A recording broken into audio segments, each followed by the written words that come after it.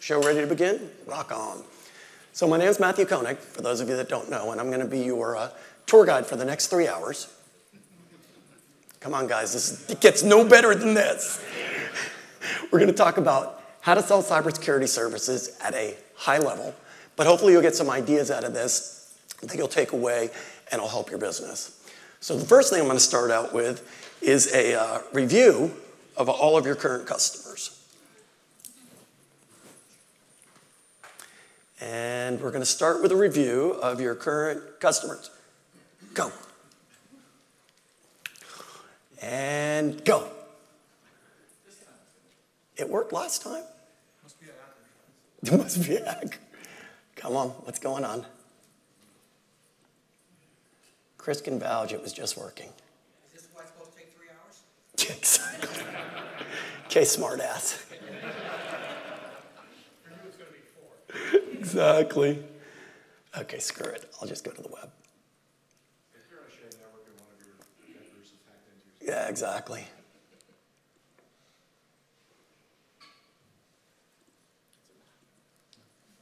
There we go. Yeah.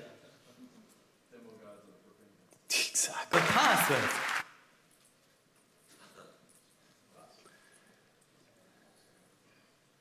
Today, to start with that because, well, pretty much I think it's funny. And I also think that, oh, now you're going to do it? That's how my wife feels about this. She walks around every day going, why? So let's talk about some important facts. These are from 2021, because the 22 statistics have not been compiled yet. So 60% of cyber attacks nowadays are on small businesses. They all think, oh, it's not going to happen to me. Well, we're going to talk about that later in the presentation on what to say back to that. Over 30 million businesses classified as SMBs. 66% have had at least one cyber incident. And there was a 424% increase in cyber breaches. By the way, if you want the slide deck when we're done, you can just email me. You can take pictures, but I'm happy to send it out. 2021, an average of 212 days to identify a breach. And again, we're going to touch on that a little more later because, you know what happens, I might have something that can help with that. We'll talk about that later. 54% think they're too small.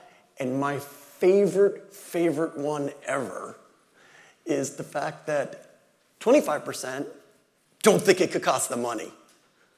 That's amazing. Yeah. Anyway, it's got to make you do that. It's got to at this point in time. So what is the opportunity for you guys in reference to cybersecurity services? Well, if you look, SMB's cybersecurity spend is currently at $57 billion and is expected to increase to $90 billion by 2025. By the way, that's the SMB marketplace. That doesn't include enterprise. So that's mostly your customer base. And it's estimated there are about 40,000 MSPs in North America. That's from one person to God knows how many. It's who identifies as an MSP. So if you divide that out and assume 40,000 MSPs, which we all know is not happening, are selling cybersecurity services in the SMB marketplace, your fair share is $2,250,000 a year. Okay? And again, let's be honest, 40,000 MSPs are not selling cybersecurity services, okay? Anybody in cybersecurity services doing their fair share right now of over $2 million a year in cyber? Okay, neither is anybody else, by the way. Just in case you're wondering, not just this room. So let's talk about how to sell cybersecurity services. It's a pain in the butt, and people have all kinds of excuses as to why they don't want it and why they're not gonna do it, et cetera, et cetera. So the first thing is, always use an assessment. Let me explain why. First of all, it's the obvious thing. You don't know what the heck's going on in their environment. You have no idea what you're getting involved in. So do you really want to step into that mess? The answer is no. Next thing, you're going to use it to create urgency. And you're going to never, ever give them the assessment unless they set up the next meeting. Now, Matthew, what do you mean by urgency? Well, if you get an assessment back, and you see some things on there, And all of a sudden, anybody ever had anybody go cold on them? They just won't answer you. They won't call you back. Come on, guys, this is interactive. Thank you. Okay. So what you're going to do is you're going to call them up and say, hey, I have your assessment results. I saw some things that concern me. I really need to talk to you about them. What we have found is that will get you 50% more callbacks. Won't get you everybody, because they're still going to say, I don't care. But 50% of the time, if you're talking to the right people, they're going to go, huh? What are you concerned about? And that's going to get them to call you back. Next thing, talk to them at their level. Stop talking technical. I know you guys think it's simple, and ladies, I know you think it makes 100% sense. They don't get it. They don't freaking get it. Stop talking to them in terms of the fact, well, if I install this software and it's scanning this and it does it, who cares? And I'll give you an example. I used to sell a long time ago in the enterprise space, I'll call it a mini ERP system. And what happened is we'd go out there and we'd talk through it and we'd sell it and we'd mark off all the things it could solve based on the problems they were having. And for those of you that remember, it ran on an AS400, which back in that day, yeah, I just gave away my age, was a closed operating system. Oh, we can't have a closed operating system. We can't have an AS400. My thing's always been, if it solves your problems, it's stable, and someone else is taking care of it, why the hell do you care? If it ran on a Volvo in the parking lot, what does that matter to you? Same thing here. Talk about things from a business perspective. How does it affect them and their business? Don't talk in technical terms. Next thing, believe in yourself. And a lot of people go, Matthew, what? What? You don't know how many MSPs I've known in my 15 years in the business that I've talked to one-on-one, because a lot of them become friends, and they walk in and literally do this. So I really think you need to take my cybersecurity services because it's really important. Or they go to current customers and they look at them and say, hey, we're going to upgrade your security services for the following reasons. But don't get mad, and if you don't want to pay for it, it's okay. How many people have either done this or heard it? Anybody have colleagues that have done it? Okay. You have to believe you know more than them.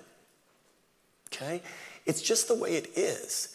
I'm standing up here talking to you right now. Okay? And I've done this a million times. I could tell you a ton of stuff. And if I do it in a believable manner, in a confident manner, you're going to walk out of here going, okay, yeah, I get it.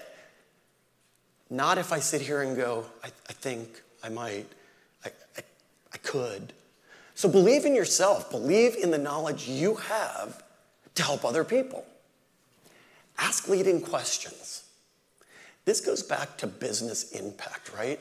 Nobody cares about the Target hack. Nobody cares about GoDaddy being hacked. And what I mean by that is, we do, they don't. So what you're going to do is you're going to ask them, what would it look like if your business was down for 5 days? And shut up. Let them talk. Okay? How many employees would you have to lay off if your business was halved? Ask them leading questions. Ask them how they feel. Ask them what it would look like. Okay?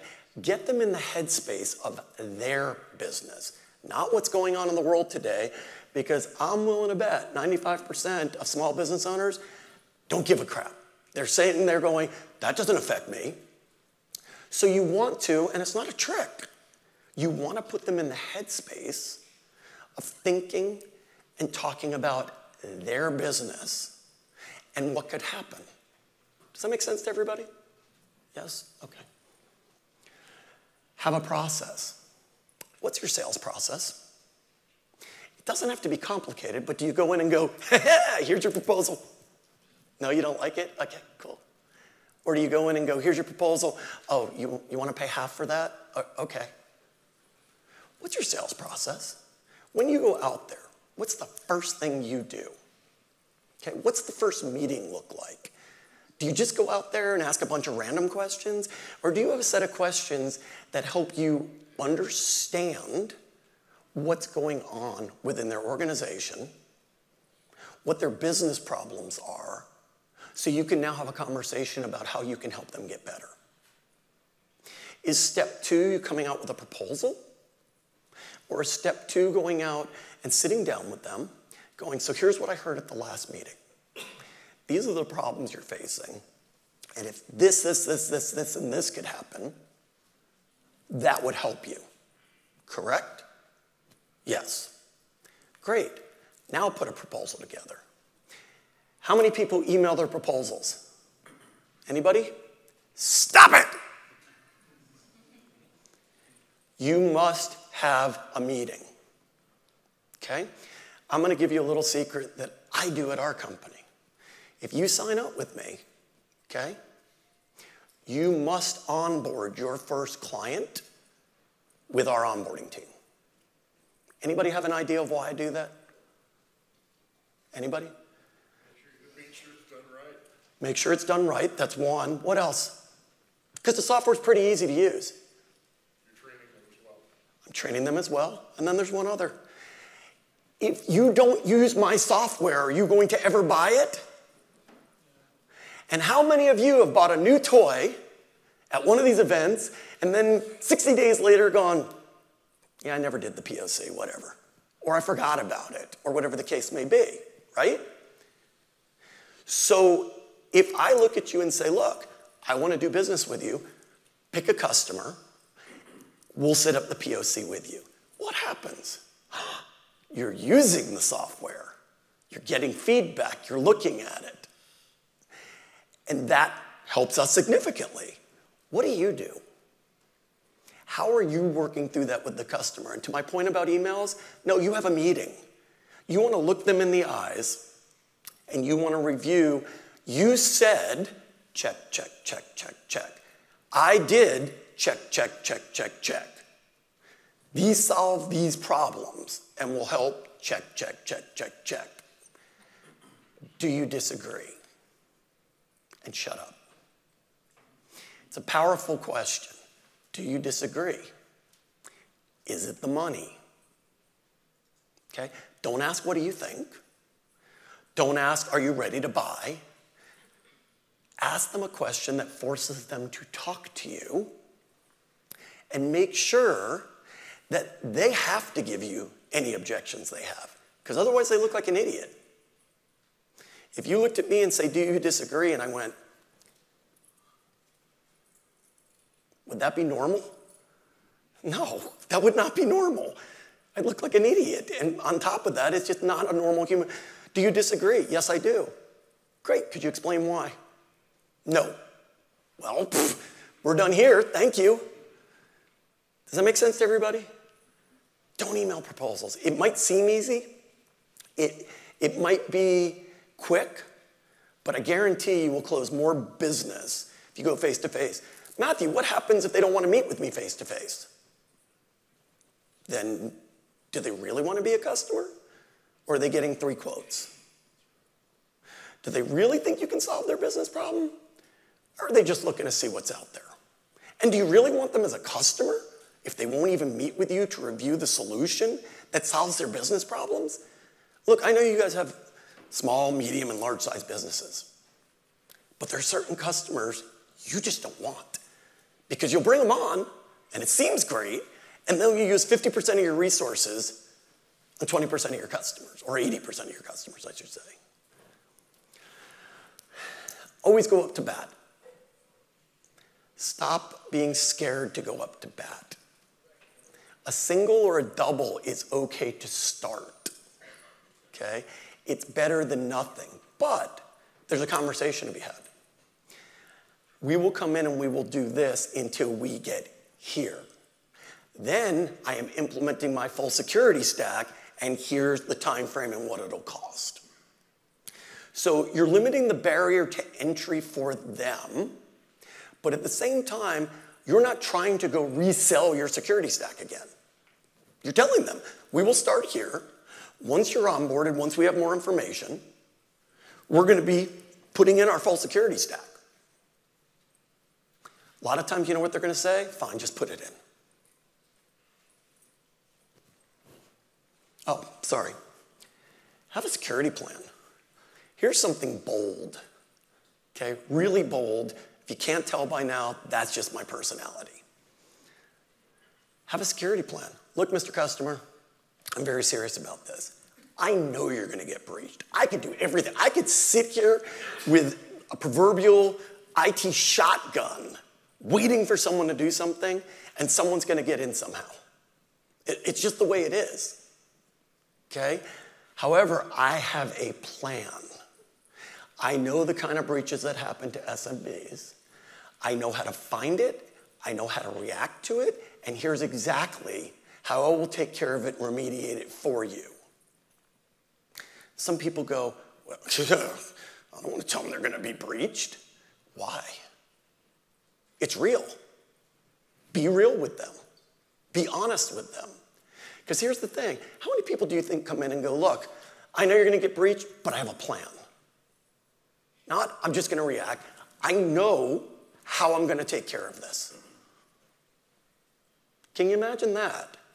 And do you think people will respect you more for that or less for that? Right? Next thing, don't break out bundled tools. Stop it. People come all the time, multiple companies I've been at, and go, can I have literature so I can go sell your product? No, you cannot. Stop it. There are some things that are sell-through.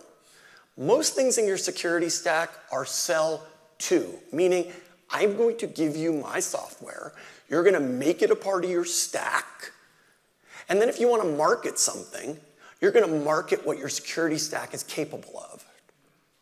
Nobody gives a crap who the brand names are. Nobody's going to go, oh, you use ThreatLocker? That's freaking awesome. Oh, you use Nodware instead of this? Oh, thank you, God. I can't wait to do business with you.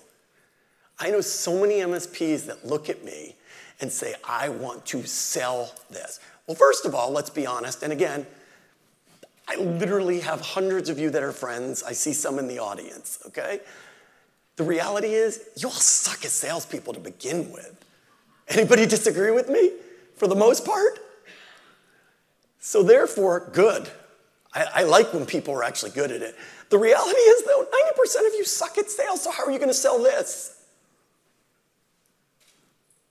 Right? I mean, let's be honest. Plus, it's your security stack. It's what I'm giving you. You shouldn't care as long as I'm protecting you. Compliance.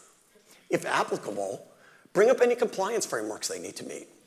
Don't get technical. Don't give them the whole thing. Don't bring in the HIPAA manual. But show them some of the basics that they are required to meet and humanize it for them.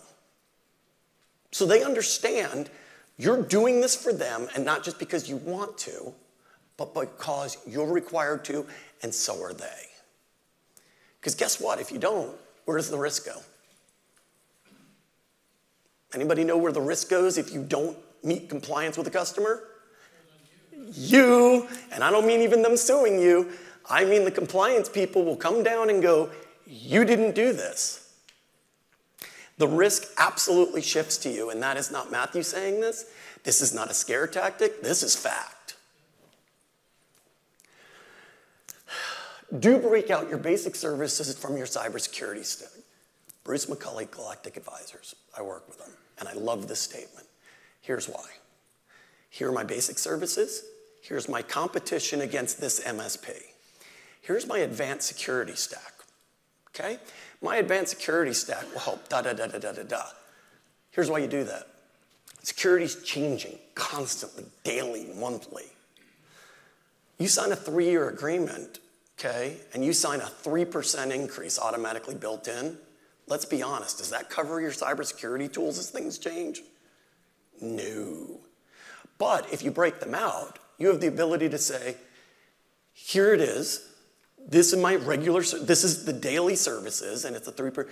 This is my security stack. This has to change yearly. And therefore, there's going to be an increase, and it's probably going to be 10%. But the reality is that's the only way I'm going to keep you safe. So it's a separate conversation, and someone isn't coming in and saying, I'm $100 per seat cheaper. No, you're not, because you're not running all this other stuff. Right? It all breaks it out. As I said, Bruce is a very smart man. By the way, for those of you thinking, oh, you compete with them. No, we don't. But anyway, long story. Also compare apples to apples for service and pricing like we just talked about. Stop selling things. We talked about that also. Here's an important one. Be willing to walk away. It's easy for me to say, it's not my business. But again, there are some customers that are going to cause liability, that are going to drive you crazy, and at the end of the day, where you think they're worth the money, they're not. But most importantly, if someone doesn't care about their security, why should you? And the liability shifts all to you. And they'll sue you, which they'll do anyway, but at least you can go, look, here's everything I did. Walk away. It's the hardest thing to do, but you have to do it sometimes. So, number one objection. Do you know how hacking works? And I got to speed up because otherwise I won't be able to tell you anything about us. You know, they don't have to be aiming for you. Think of it as a pinball machine. I'm going to roll all these balls out, and wherever there's an open hole, it's going to fall in. So I'm not aiming for you. You're right. They are not aiming for Bob's Deli. But they are throwing out a spread attack, and whatever they can find, they're going to find. Next thing. I never hear about businesses my size getting breached. You know why? Because nobody cares about you. You're too small to make the news. Nobody's talking about you. But it happened thousands of times. It's not sensationalized enough for me to put it on the 11 o'clock news. So, Mr. Customer, if you really believe that, it's fine, you believe that. But nobody's going to say, Bob's Deli got hacked yesterday, lost 3,000 credit cards. You think anybody's going, woohoo, oh no. So what does the cybersecurity stack need to cover? Well, this is the NIST framework, okay? It's the updated one. These are the things that are, quote unquote, recommended strongly by NIST to have in your network stack. Now, nobody's going to have all of them because it would cost you a fortune. But if you look through, there are some basics that are critically important for compliance standards and insurance requirements nowadays. Because if they're not in place, insurance companies are requiring it. And guess what? If you don't do it, they're going to send in their partnered MSP to do it. It's happened many times. So, continuous vulnerability scanning, kind of what we do. Why? First of all, there were 18,376 CVEs last year, which were exploitable by attackers, and guess what? There was no user interaction required. So yes, business email compromise is still number one. But you don't think that's a problem? I don't need to be involved. There's no human intervention for me to exploit those. Insurance companies are starting to require it. Compliance frameworks are moving towards it, starting to require it. You're able to find vulnerabilities quicker rather than after 90 days if you do find it. And remote devices are picked up as soon as they're connected. I travel 50 weeks a year, okay? You're never scanning my device, ever, if you're doing it quarterly or monthly or whatever the case may be. You're not. So what, in today's world, if you have all these remote devices and people are moving around and they're not sitting there, you have to coordinate. You need to be sitting at your desk with your machine on. Anybody tried to herd cats like that before? It's not fun. And it ain't happening, let's be honest. So, also CIS controls say so. CIS controls now specifically talk about continuous vulnerability management. So it's coming quicker than you think it is. So whether it's our product or someone else's, you're going to have to implement this at some point. So why Nodware? Well, first of all, it's continuous vulnerability scanning. Runs in the background. It's completely platform agnostic. Run it on Windows, Mac, Linux, doesn't matter. Brings back every IP address on the network. So the first thing it does, bring back an entire asset inventory with fingerprints. But the cool thing is you can roll it out in a sensor on the main network, agent on the remote devices, so you get all that information. We have somebody that put a sensor on one of their CEO's network at home because they wanted to monitor it because of, I guess, the information he had, not just on his laptop. We are currently monitoring a Roomba somewhere in America. Freaking awesome. So it will literally pull everything back that has an IP address and bring back all the fingerprint information that device will give off. Robust reporting. It's multi-tenant. You can see each customer individually, or you can see all of your customers on a dashboard and your overall vulnerability score as an MSP. New device alerts. Somebody put something on the network they weren't supposed to or was brand new, you're going to get alerted like that. And you can set up almost any size customer in under 30 minutes. Up and running, scanning, have a nice day. Built-in remediation guidance, if it's a credentialed scan, which most are going to be except for some dumb switches, IoT devices, etc. It's going to come back, and it's going to, you click on the vulnerability, it's critical, high, medium, and low. When you click on it, it's going to give you the CVE information. It's going to tell you where it is.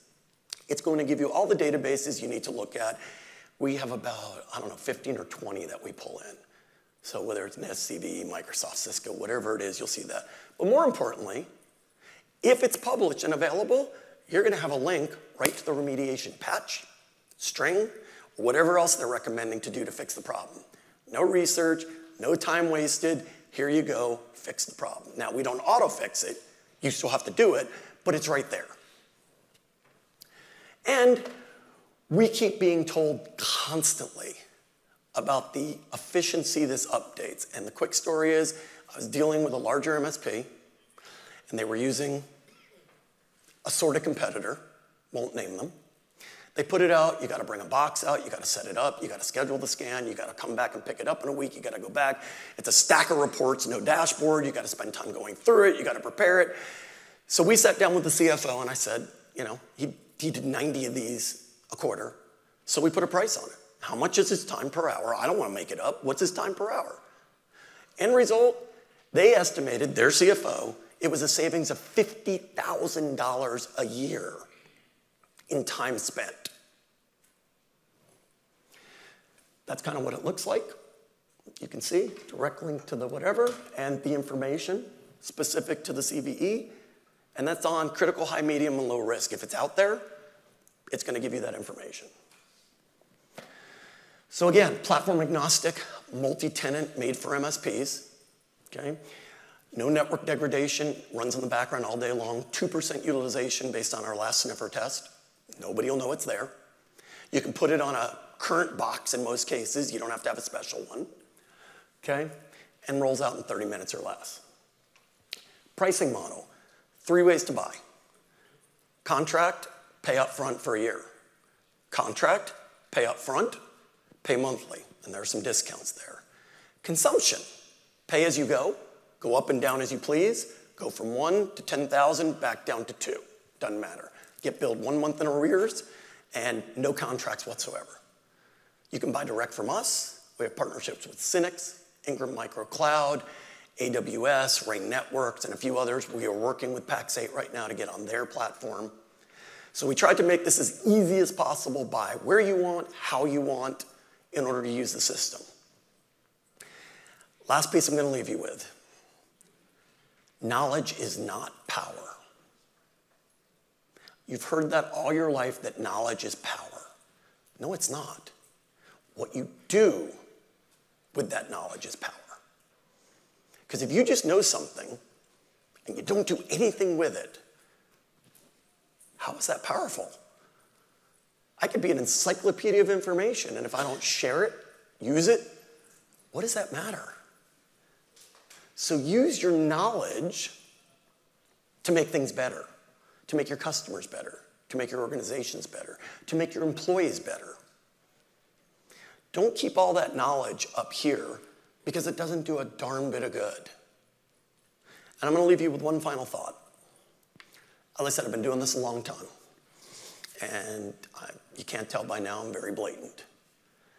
If you do not keep up from a cybersecurity standpoint right now, add to your stack, keep your stack updated. If you're not doing it, make sure that you start doing it, okay? I will make a statement. I don't care if you use my software. Doesn't matter. But if you're not doing the things you need to be doing, you will not be sitting here next year. I will not be looking at you. I absolutely guarantee it. I've seen it a million times. Cybersecurity is the fastest growing piece. I know everybody's going to go, well, what about AI? You want to throw AI in there right now? You have fun with that. I wouldn't touch it with a 10-foot pole. But cybersecurity is the most important, fastest growing segment of your marketplace right now. And you need to get your fair share, because again, if you're not doing it, insurance companies will send in their MSP to do it. Compliance, they won't yet. But at some point, it might come. So make sure you're getting everything you can out of it, please. That's all I got. I guess we got 2 minutes. So does anybody have any questions, want to pick my brain or shoot me? So as part of this process, should we be working also with the insurance company that are providing the coverage to make sure that you're lining everything up with? So for the people at home, he asked whether we should be working with insurance companies to line everything up and make sure everything's good. And the answer is absolutely. They've all got specific guidelines. And most of them, there's like 30 that are the same. It doesn't matter the insurance. Some have some interesting ones, but you should absolutely be working with the insurance company to make sure not only are they set, but ongoing it's kept up. Because just because you set it once doesn't mean if at the end a breach happens, if it's not still there, they ain't getting paid. Anybody else besides the people leaving? I'm insulted. Very, very insulted. No? Go ahead. How do you deploy it? You say you can deploy it in 30 minutes. Yep. When users are remote, do you use our RMM to deploy it? Yeah, he asked how you deploy the software. So with the agents, just throw it out via an RMM. And by the way, we hate agents. We don't want more agents. It's just the way the systems work. And the sensor, you just throw out. You can push out right to a box on site if that's what you want. So it literally takes no time. Were you recommending, you said show the basic security stack. Were you recommending adding, because you're also saying only sell based on what you think they should have. Are you pricing those separate, or just saying this is our basic, but that's automatically in there? The basic is just your basic services, right? Monitoring and antivirus and that's it. The advanced security stack is vulnerability scanning, EDR, SIEM, SOC if you have it, et cetera, et cetera. So you're offering those as two options still? Not as two options. They're buying both, but you're separating it out because most of the MSPs are coming in with this, and why are you so much more expensive? Gotcha. Oh. So you're then having to explain yourself, and you know how that goes. Anybody else? Because she's telling me to stop. She's being mean. Does Nodware provide the utility to run that vulnerability scan? Or is that for sales? Absolutely. Does Nodware provide a utility to be able to do those scans, right? Was that it? Yes. And once it's out, it's constantly running, so you don't need to do anything else. So for those of you that are here, please come see me at the booth so I don't get fired. And we would love the opportunity to talk to you, and if you want, provide you with a POC. Now get the hell out of here before I get in trouble.